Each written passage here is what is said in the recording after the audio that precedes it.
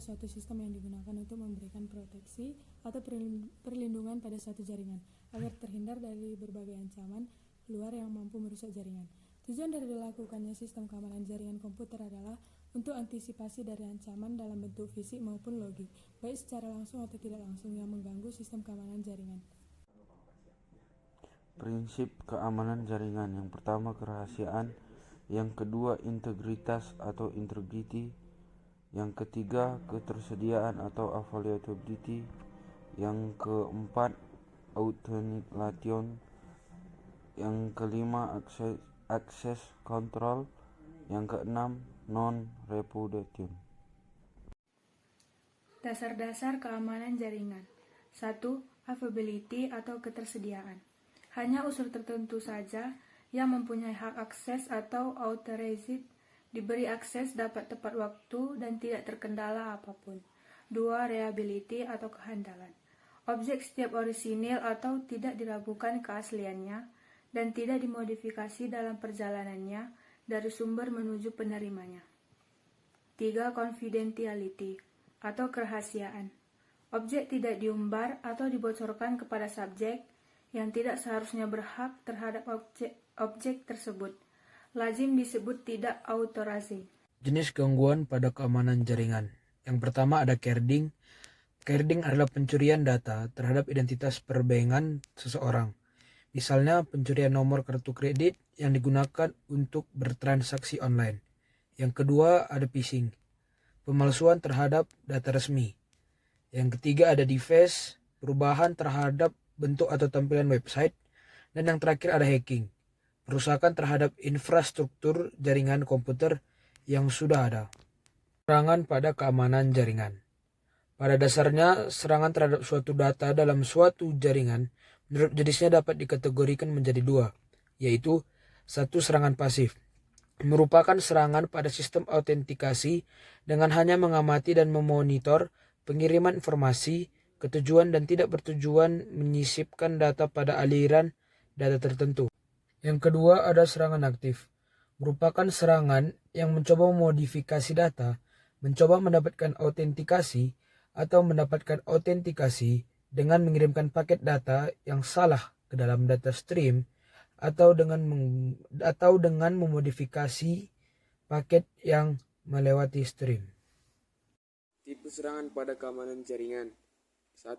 Interception. Suatu pihak tidak berwenang berhasil mendapatkan akses pada suatu aset. Pihak yang dimaksud bisa berupa orang, program, atau sistem yang lain. Contohnya adalah penyadapan terhadap data dalam suatu jaringan. 2. Intrusion. Penyerangan yang tidak dapat menguasai sistem, tetapi tidak keseluruhan, karena admin yang asli masih bisa login. Contohnya adalah perusakan atau modifikasi terhadap piranti keras atau saluran jaringan. 3. Fabrication. Suatu pihak tidak berwenang menyisipkan objek palsu ke dalam sistem, contohnya adalah pengiriman pesan palsu kepada orang lain. 4. Modification.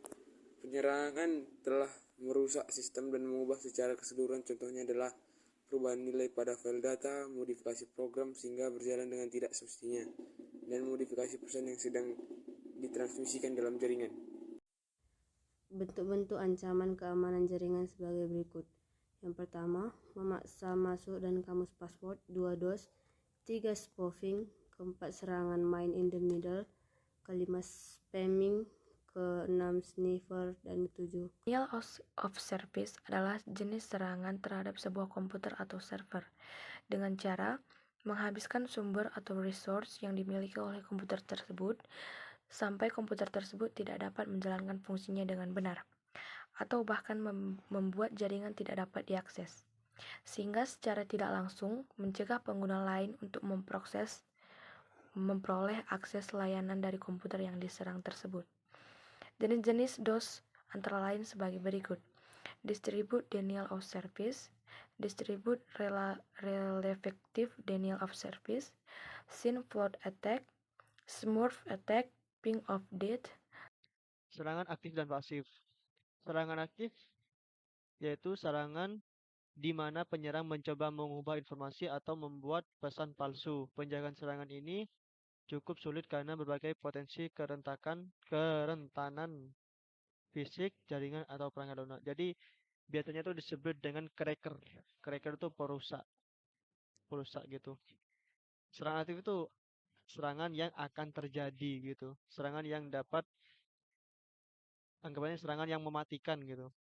Nah, sedangkan serangan pasif yaitu serangan di mana penyerang memanjakan diri dalam menguping atau tidak sah, hanya merantau transmisi atau mengumpulkan informasi, drop tidak membuat perubahan ataupun pada data atau sistem. Jadi serangan pasif itu seperti CCTV gitu, seperti memantau doang, memantau tidak merubah tidak atau tidak mengacak-ngacak sebuah sistem atau data tersebut. Cuma menguping data, menguping transaksi atau apalah itu yang berkaitan dengan si korban. Terus lanjut. Serangan aktif adalah serangan aktif dalam bentuk gangguan, modifikasi, dan fabrikasi. Yang dalam bentuk gangguan yaitu dikenal sebagai serangan menyamar di mana penyerang tidak sah mencoba untuk berpose sebagai etisi lain atau cuma sekedar mengganggu doang. Modifikasi yaitu dilakukan dengan menggunakan dua cara serangan replay atau elektrasi. Dalam serangan replay, urutan kejadian itu atau beberapa unit data ditangkap dan dibenci oleh mereka. Nah, modifikasi itu menyerang untuk mengubah data tersebut. Terus data serangan fabrikasi itu menyebabkan serangan denial of service (DOS), di mana penyerang berusaha untuk mencegah pengguna yang sah mengakses beberapa layanan yang diizinkan, atau dengan kata sederhana penyerang mendapat akses ke jaringan lalu kemudian mengunci pengguna atau berwenang. Nah, fabrikasi ini yang sangat mematikan, yaitu menyerang dengan denial of service atau DOS itu mengakibatkan web atau aplikasi tersebut terkunci atau terkunci terkunci gitu, atau tidak bisa diakses lagi dengan ketentuan si hacker yang diinginkan. Nah, lanjut. Efek serangan aktif yaitu menyebabkan sejumlah besar kerusakan pada sistem. Terus yang kedua, ancaman terhadap integrasi dan ketersediaan data. Nah, itu ancamannya itu sangat besar, terus datanya itu bisa diacak-atik, bisa diubah ini terserah si cracker. Suka hati si cracker. Terus serangan pasif yaitu William Stelvin mengatakan serangan pasif bertujuan adalah untuk mendapatkan informasi saja yang sedang ditransmisikan. Ada dua jenis serangan pasif yaitu release of message content dan traffic analysis. Yang pertama, serangan yang bertujuan ini untuk mendapatkan informasi yang dikirim baik melalui percakapan telepon, email, ataupun transfer filing dalam jaringan. Yaitu cuma sekedar memantau doang, sekedar menguping doang. CCTV lah, seperti CCTV contohnya. Dan traffic analysis yaitu serangan yang dilakukan dengan mengambil informasi yang telah diberi proteksi, misalkan skripsi, dan dikirimkan dalam perjaringan. Nah, contohnya yaitu skripsi kayak tadi kan, skripsi dikirim melalui internet, yaitu diambil datanya, dikopas, dilakukan datanya untuk sendiri. Terus lanjut, efeknya yaitu tidak menyebabkan hilangnya sumber daya atau kerusakan, melakukan pengamatan terhadap sumber daya, memantau trafik jaringan. Tutok efeknya. Serangan pasif dapat digunakan di lain waktu untuk masuk ke sistem seolah user asli gitu, cuma sekedar memantau doang.